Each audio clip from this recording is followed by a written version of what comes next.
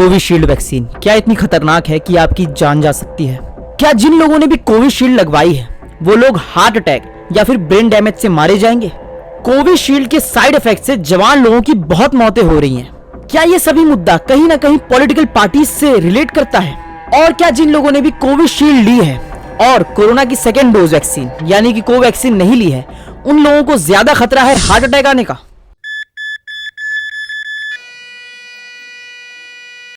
देखो दोस्तों, जब से ये न्यूज को मीडिया कवरेज मिली है तब से जो हट्टे खट्टे लोग भी हैं उनके दिल की धड़कन भी बहुत तेजी से धड़क रही है।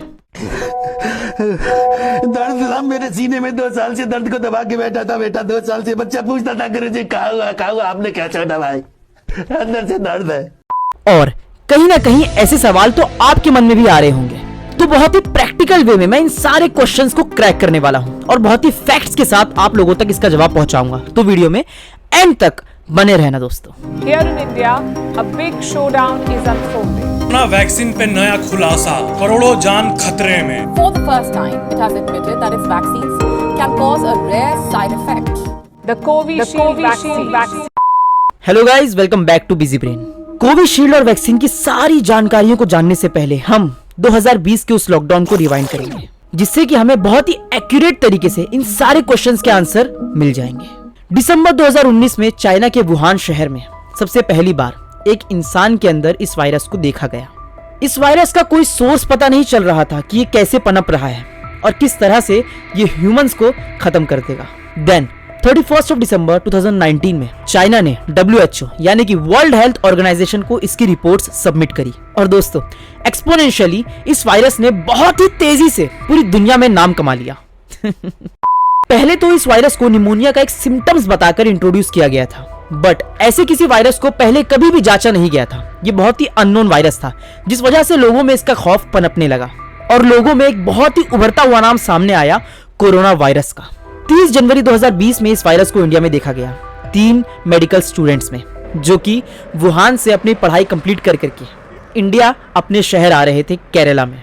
Just with in 2 months India में कोरोना वायरस बहुत ही तेजी से फैला दोस्तों, और 23 मार्च 2020 में फर्स्ट टाइम इंडिया में लॉकडाउन लगवा दिया गया। आपके परिवार को बचाने के लिए आज रात 12 बजे से घरों से बाहर निकलने पर पूरी तरह पाबंदी लगाई जा रही है। अब दोस्तों, इससे आगे की स्टोरी मुझे आप लोगों को बताने की जरूरत नहीं है कि कितनी बदतर तरीके से हमने उस वक्त को सरवाइव किया है। ये एक ऐसा वायरस था जिसको मीडिया में एक डेथ थ्रेट की तरह इंट्रोड्यूस किया गया था। लोगों में मौत से ज्यादा खौफ, भूखे पेट मर जाने का और घर का रेंट कैसे पे करेंगे, घर कैसे चलेगा, इस सोच का था। अब दोस्तों, ये आपकी समझ पर निर्भर करता है कि आप इसका दोष हमारी देश की गवर्नमेंट को दोगे या फिर ऐसे मौके पर भी बस आंख बंद कर करके आगे बढ़ जाओगे। That's totally depend upon you. आगे तो बढ़ चुके हैं, बट इस चीज का जिम्मेदार कौन था? हमारे घर में राशन नहीं थे, हमारे पास पैसे नहीं थे, लॉकडाउन के समय खाने के लाले पड़े थे सबके, तो उसका जिम्मेदार कौन था? जो लोग भाड़े के घर में रह रहे थे उसका जिम्मेदार कौन था? उनका रेंट कौन पे किया? जिन लोगों का रेंट पर गाला था, जो लोग बिजनेस चला रहे थे छोटे मोटे स्मॉल स्केल टाइप, जिन लोगों के पास इतनी आमदनी नहीं थी कि वो सस्टेन कर पाए, खुद का घर भी चला पाए 2-3 महीना, उनका घर कैसे चला? तो इसका जिम्मेदार कौन था? ये मुझे आप कमेंट सेक्शन में बताना।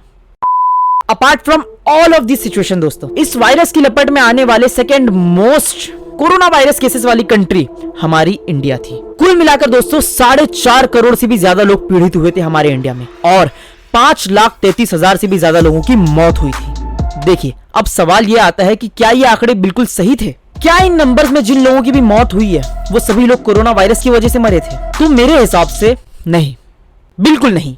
क्योंकि दोस्तों, जिस देश की जनगणना को ही 13 साल गुजर गए हैं, तो उस देश को इतने एक्यूरेट आंकड़े लगाना, वो भी कोविड के केसेस में, is next to impossible guys. खैर, लोगों में कोरोना वायरस का बढ़ता हुआ खौफ देखते हुए हमारे देश ने सबसे पहला वैक्सीन डोज बनाया भारत बायोटेक कंपनी के द्वारा, जिसका नाम था कोवैक्सीन। जी हाँ दोस्तों, ये वही वैक्सीन है जिसके अंदर कोई भी दुर्लभ शारीरिक बीमारियां नहीं पाई गई है, क्योंकि दोस्तों इसे सोलली इंडिया में प्रोड्यूस किया गया था। एंड दोस्तों, कोवैक्सीन का सबसे पहला डोज NIV के लैब में ही बनाया गया था, जो कि पुणे में स्थित है। उसके बाद दोस्तों भारत बायोटेक के द्वारा इसे पूरे देश भर में डिस्ट्रीब्यूट किया गया और ये कंपनी स्थित है हैदराबाद में।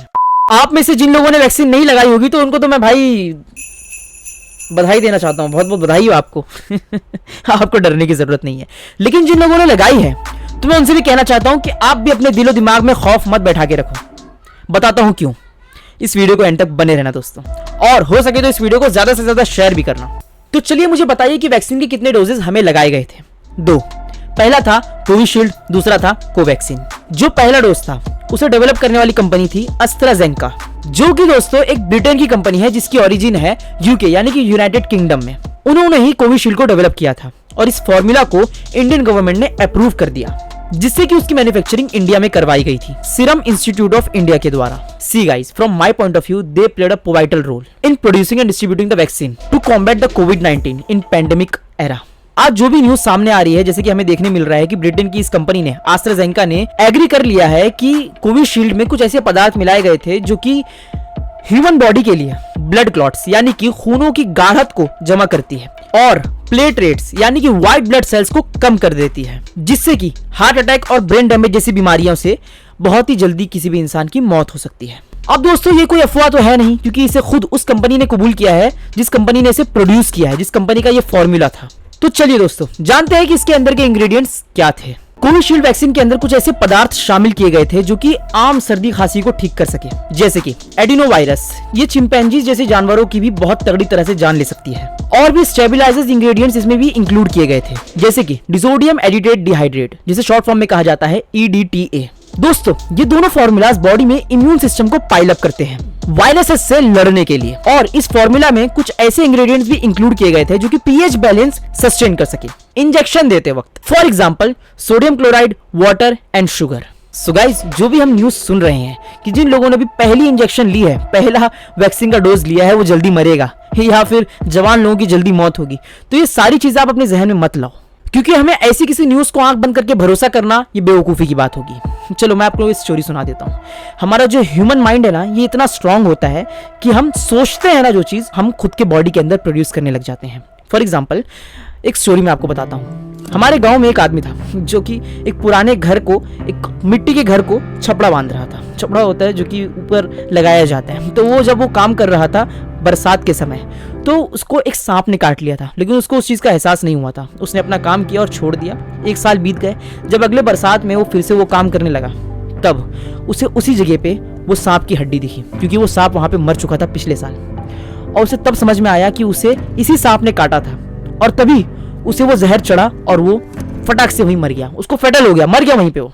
अब मुझे नहीं पता कि इसके पीछे का साइंटिफिक रीजन क्या होगा, किस तरीके से उसकी मौत हुई होगी। I don't know about that, but the point over here is कि हमारा ह्यूमन माइंड ही जो होता है वो हमें सबकॉन्शियसली वो बिलीव कराने लग जाता है कि हमने आज से 2 साल पहले जो वैक्सीन ली थी, कहीं ना कहीं उसके वजह से तो मुझे हार्ट अटैक नहीं आ रहा है, कहीं ना कहीं मुझे उसकी वजह से तो सर दर्द नहीं दे रहा है।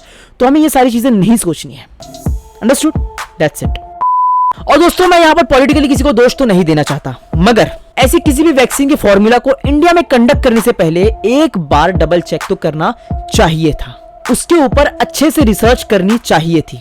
मगर मेरी इन बातों का क्या फायदा दोस्तों, सबको तो बस अपनी जेब गर्म करनी है, और जो नीचे लेवल पे बैठे हुए हैं उनको अंधे बन के बैठे रहना है। आजकल ट्विटर पर अरेस्ट मोदी का हैशटैग चल रहा है कि भैया हमारे देश के प्राइम मिनिस्टर ने हमारी जिंदगी खराब कर दी है, इसे देश में रहने लायक नहीं है, इसे जेल में भेजो, इसको ये कर दो, इसको वो कर दो। तो दोस्तों हम सिस्टम से नहीं लड़ सकते, मगर सिस्टम के साथ जुड़ करके हम लड़ सकते हैं, हम लड़ सकते हैं। Okay so guys, I hope आप लोगों को वीडियो इंफॉर्मेटिव लगी होगी। अगर लगी होगी तो इस वीडियो को अपने सभी फ्रेंड्स एंड फैमिलीज में शेयर करो और इस चीज की अवेयरनेस बढ़ाओ। इस इंजेक्शन में ऐसी किसी भी चीज को इंक्लूड नहीं किया गया था, बट कुछ ऐसे स्ट्रॉन्ग फॉर्मूला इसमें दिए गए थे जिस वजह से हमारी बॉडी के इम्यून सिस्टम पे इस पे बहुत गंदा इफेक्ट पड़ सकता था। लेकिन अब उस बात को बहुत वक्त बीत चुका है, तो इसे अपने जहन में आप कभी मत लाओ।